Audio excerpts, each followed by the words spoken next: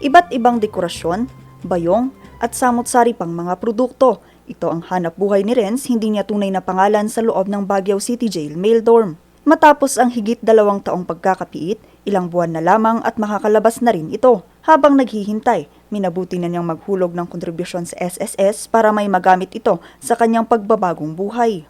Nahikayat ako nitong SSS ma'am dahil gusto ko rin pong habang nandito ako, nagtatrabaho rin naman po ako dito, naghanap ng livelihood para may maipon rin ako. Para sa paglabas ko, meron din akong para sa pamilya ko rin po. Kahapon nagparehistro ang mga PDL sa programa ng SSS na alkansya. Layon itong bigyan ng pagkakataon ng mga persons deprived of liberty na makapaghulog ng kanilang kontribusyon at makapag-loan sa kanilang paglabas. So there is no discrimination pagdating kay SSS.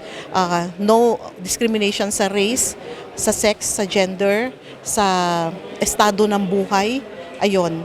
Kailangan lang ay maging miyembro sila ng SSS and pay their SSS contributions para ma-enjoy nila lahat yung mga benefits na diniscuss kanina. Ayun yon. Sa paglabas ni Renz, pangarap niyang magtayo ng negosyo para sa pamilya at sa kinabukasan ng kanyang 5 taong gulang na anak.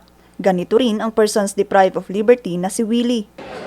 Hindi lang naman sa paglabas kahit habang sa loob kami, habang kami ay nagsisipag na mag-livelihood, habang kami ay naging member ng SSS, lahat naman namin ng benepisyo makukuha namin. Ayon sa BJMP, akma ito sa paghahanap buhay ng mga PDL sa loob ng piitan.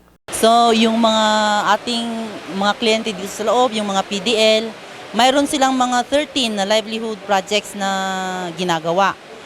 Pero ang mga mas patok dito, may 3 tayo. Ito yung isa na yan, yung ating tambo crafting, yun yung mga result, yung mga alkansya na nasa harap. And then second is yung ating bayong making, naka-display po yung mga product nila sa likod. And then we have third, yung rattan making nila.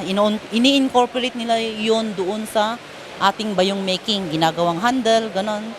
Ginagawang decoration sa ating mga bayong na products. 314 na persons deprived of liberty ang nagparehistro at nagpa-reactivate ng kanilang mga SSS accounts. Ang kontribusyon ng mga PDL ihuhulog sa alkansyang ito na kukolektahin ng SSS kada buwan. Sa paraang ito, hindi lamang sila kumikita kundi napaghahandaan na rin nila ang kanilang kinabukasan sa labas ng piitan. Vanessa Bugtong para sa Luzon Headlines.